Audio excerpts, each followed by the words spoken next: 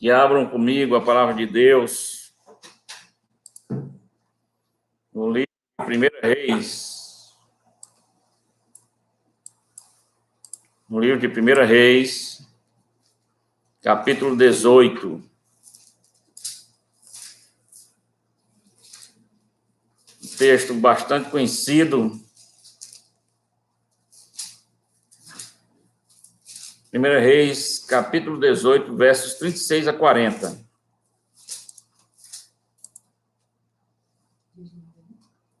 Primeira Reis 18, versos 36 a 40. Eu vou ler, os irmãos acompanham em suas Bíblias. Diz assim a palavra do Senhor. No devido tempo, para se apresentar a oferta de manjares, aproximou-se o profeta Elias e disse: Ó Senhor Deus de Abraão, de Isaque e de Israel, fique hoje sabido que tu és Deus em Israel, e que eu sou teu servo, e que, segundo a tua palavra, fiz todas essas coisas. Responde-me, Senhor, responde-me, para que este povo saiba que tu, Senhor, és Deus, e que a ti fizeste retroceder o coração deles. Então caiu fogo do Senhor, e consumiu o holocausto, e a lenha, e as pedras, e a terra, e ainda lambeu a água que estava no rego. Porque, vendo todo o povo, caiu de rosto em terra e disse: O Senhor é Deus, o Senhor é Deus. Disse-lhes Elias: lançai mão dos profetas de Baal, que nenhum deles escape. Lançaram mão deles, e Elias os fez descer ao ribeiro de Quizon, e ali os matou. Meus irmãos, como disse, é um texto bastante conhecido, esse texto que fala deste duelo entre os adoradores de Baal e o adorador do Deus verdadeiro, Deus vivo, o profeta Elias. O profeta Elias queria que a adoração a Deus, o culto a Deus continuasse a existir em meio ao mundo cheio de adoradores a um Deus estranho chamado Baal. E esses adoradores queriam extinguir o culto a Deus verdadeiro. Em uma situação difícil e complicada naquele momento para o profeta Elias, Elias, então, convida e chama esses adoradores de Baal para ali uma montanha e fazer essa adoração a Deus, para ver qual Deus responderia verdadeiramente, qual Deus seria o Deus verdadeiro. Como Elias fez isso, teve coragem dessa atitude, irmãos? Somente com oração. Por isso que nós precisamos orar, nós precisamos buscar a Deus, nós precisamos, em momentos como esse que nós estamos vivendo, nos curvar diante de Deus. Mas se nós formos sinceros, nós vamos ver, irmãos, que a oração não parece algo prazeroso, muitas vezes. A oração não é estimulante. Se nós formos sinceros, nós muitas vezes somos dispostos a subir no monte com Elias, a zombar dos adoradores de Baal, a ver o fogo descer, mas muitas vezes nós não estamos dispostos a orar. A oração não é muitas vezes algo que estimule. É sempre a primeira coisa a ser dispensada numa vida corrida que nós vivemos, no meio de tantas coisas que nós, desde quando acordamos, fazemos e terminamos o dia, a oração é sempre a primeira coisa a ser deixada de lado. Precisamos voltar à oração. A oração, ela é, na verdade, a espiritualidade nua e crua. Nós temos gigantes de púlpito, mas nanicos na vida de oração. E eu disse em uma frase que eu coloquei, e diz assim: mostra-me a tua vida de oração, que eu informarei sobre sua teologia. Não adianta termos uma grande teologia, não adianta termos conhecimento bíblico, discutirmos teologia, se nós não tivermos a vida de oração. Não adianta, irmãos, a oração, ela tem que fazer parte da vida do cristão. Não há outra maneira de receber as bênçãos de Deus, senão através da oração, conversões de vida, mudanças de atitudes, avivamento da igreja, tudo isso vem por meio da oração. Quando nós analisamos os grandes acontecimentos da igreja de Deus no passado, veio através da oração. Os grandes avivamentos da igreja veio através da oração. Nós podemos citar aqui o renascimento de Morávia, da Morávia, em 1727, quando houve um grande avivamento e um grande evangelismo mundial, onde esses moravianos, eles chegavam a orar 24 horas por dia. E isso durou cerca de 100 anos, e houve uma conversão, uma pregação e uma vida de missão muito grande naquela época. Não há outra maneira de recebermos as bênçãos sem oração. Se nós não colocarmos as nossas vidas em oração, se nós não colocarmos o nosso país, neste momento, em oração, nosso presidente, as nossas autoridades, o Congresso, e nós somos muito rápidos em ficar falando mal, em atirar pedras, mas às vezes não paramos para orar por cada uma dessas pessoas. Nós não obteremos o livramento de Deus se não buscarmos o Senhor. E Elias, nesse momento, foi capaz de levar uma nação inteira lá para essa montanha. As pessoas queriam ver um duelo entre Deus e os adoradores de Baal. Mas talvez, se Elias tivesse dito que seria um momento de oração, talvez poucas pessoas iriam. Ou quem sabe os marqueteiros não anunciariam ali como uma reunião de oração, que foi o caso. E, na verdade, ali foi nada mais, nada menos que uma reunião de oração. E essa reunião de oração e esse momento de Elias nos ensina algumas coisas. A primeira coisa que eu vejo que nos ensina nesse texto é que nós devemos orar primeiramente pedindo arrependimento dos nossos pecados. Elias não se atreveu a entrar na presença de Deus sem arrependimento, sem primeiro pedir a Deus perdão por seus pecados. Elias orou: Deus que responder por fogo, esse é que é Deus. Mas, irmãos, por que Elias ora por fogo, se naquele momento estavam 3 anos e meio sem chuva? Eles não precisavam de fogo, mas precisavam de chuva. Mas Elias orou pedindo fogo para que fosse purificado e para que houvesse o sacrifício pelos pecados. A expiação precisava ocorrer, o arrependimento precisava ocorrer, o perdão precisa ocorrer antes de pedirmos qualquer coisa a Deus. Não adianta vivermos uma vida cheia de pecado, distante de Deus, e nos lembrarmos dele em momentos difíceis. Nós devemos orar arrependidos dos nossos pecados. Elias levou para o monte um novilho, preparou um altar com pedras, dividiu o novilho em pedaços, e ali houve um sacrifício a Deus pelo perdão dos pecados daquele povo. Elias primeiro pediu o arrependimento, pediu o perdão, para depois pedir a bênção da chuva. A primeira coisa que nós vemos nesse texto.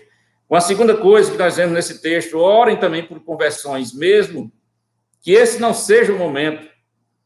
E Elias, então, ora: responde-me, Senhor, responde-me, para que este povo saiba que tu, Senhor, és Deus, e que a ti fizeste retroceder o coração deles. O clamor de Elias pela conversão daquele povo, queria ver a manifestação de Deus. Responde-me, Senhor, a urgência do profeta Elias. E neste momento é que devemos também orar. Nós vivemos um momento difícil. Nós estamos vivendo um momento de pandemia, onde as pessoas estão cansadas, estressadas, deprimidas. E é um momento em que nós devemos orar por conversões. É um momento de reflexão, que as pessoas estão refletindo mais nas coisas de Deus e vendo que a humanidade não é nada sem Deus, porque apenas um vírus pode conter toda a humanidade. Deus é o Senhor de todas as coisas. É um momento para orarmos por conversões. É um momento de conversão. Precisamos orar para que Deus traga conversões aqui em nosso meio. Mas também, irmãos, uma outra coisa que nós aprendemos: ore a Deus por suas promessas. Ore a Deus por suas promessas. E Elias disse: subiu Acabe a comer e a beber. Elias, porém, subiu ao cimo do Carmelo e, encurvando para a terra, meteu o rosto entre os joelhos. 1 Reis 18:42. Essa atitude, Elias estava orando, encurvado, com o rosto entre os joelhos, para oração. Elias estava orando. E a Bíblia nos mostra, irmãos, que devemos orar atendo-nos às promessas de Deus, percebendo as promessas de Deus. Se vamos perceber e ler o texto de forma melhor, nós vamos ver que Deus já havia prometido a chuva. Deus já havia prometido a chuva. Mesmo assim, Elias orou. Isso quer dizer, irmãos, uma coisa bastante interessante, que a promessa de Deus não torna a oração desnecessária. Pelo contrário, a promessa de Deus torna a oração obrigatória. As promessas de Deus tornam a oração obrigatória. Nós devemos nos apegar à promessa de Deus. A Bíblia está repleta de promessas. Nós devemos nos apegar a ela de capa a capa e orarmos para que Deus transforme essas promessas em bênçãos em nossas vidas. Transforme as promessas de Deus em oração. E última coisa que eu vejo nesse texto: continue orando, não pare de orar. Às vezes, nós não temos a resposta na mesma hora, no mesmo instante. Às vezes demora dias, meses, anos, mas persista em oração. O texto diz: e disse ao seu moço, sobe, lá em 1 Reis 18, 43 e 44. E disse ao seu moço, sobe e olha para o lado do mar. Ele subiu, olhou e disse, não há nada. Então lhe disse Elias, volta. E assim por 7 vezes. A 7ª vez disse, eis que se levanta no mar uma nuvem pequena como a palma da mão do homem. Então disse ele, sobe e dize a Acabe, aparelha o teu carro e desce, para que a chuva não te detenha. 6 vezes o servo de Elias tinha ido olhar, mas 6 vezes retornado, sempre com a mesma resposta, não há nada. Elias não se desesperou, confiou nas promessas de Deus, manda novamente seu servo. E dentro em pouco, irmãos, 1 Reis 18, 45, diz, os céus se enegreceram com nuvens e vento, e caiu grande chuva. Quantas vezes oramos, pedimos e não temos a resposta. Orados por um bom emprego, por um casamento, para que Deus nos livre dessa pandemia e tantas outras coisas. A resposta de Deus é continue orando. Mesmo que não haja nada, que não tenha nada, continue orando. Não pare de orar. Mas eu já orei 6 vezes, continue orando. 7, 1 ano, 10 anos, continue orando. Não podemos parar de orar. Elias continuou orando e sua oração foi respondida. O que é que eu concluo de tudo isso, meus irmãos? É que o povo de Deus precisa voltar à oração urgente. É algo que não nos estimula, que deixamos de lado. Grandes teólogos, mais nanicos em oração. Não há como crescermos e não há como recebermos a bênção de Deus sem oração. Elias era profeta de Deus, um homem de Deus, mas ele sabia disso. E se curvou o rosto entre os joelhos, se humilhando a Deus, pedindo a bênção de Deus. Grandes momentos da igreja vieram com oração. Deus, com certeza, tem muitas promessas para nós e pode nos responder, mas precisamos transformar essas promessas em nossas orações. Ele prometeu e ele há de cumprir. Continue orando, Deus é fiel. E o que esperar de Deus se não orarmos?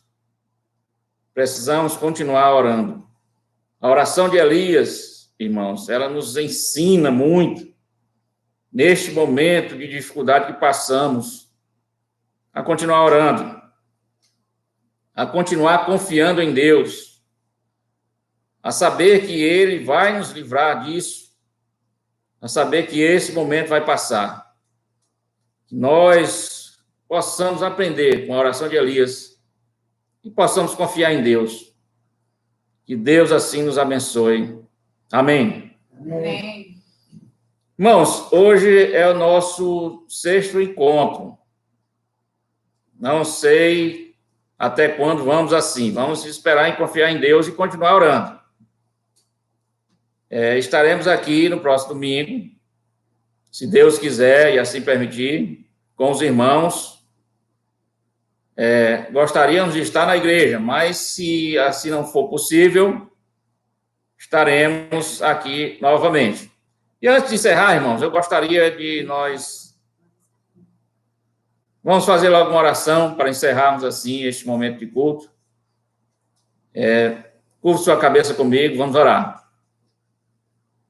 Bondoso Deus, obrigado por este momento. Obrigado, ó Pai, porque o teu povo não esquece de ti. Neste dia especial, ó Deus, no dia do Senhor. E estamos aqui mesmo distantes um do outro, mas te buscando, ó Deus, com toda a sinceridade do nosso coração. Abençoa o teu povo, protege, ó Deus, nos livra do mal.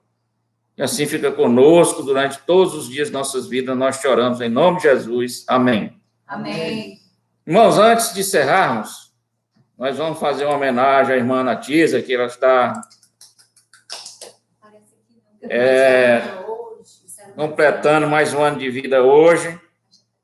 Então, nós vamos aqui, todos juntos, cantar uma música em homenagem ao aniversário da irmã Tosco.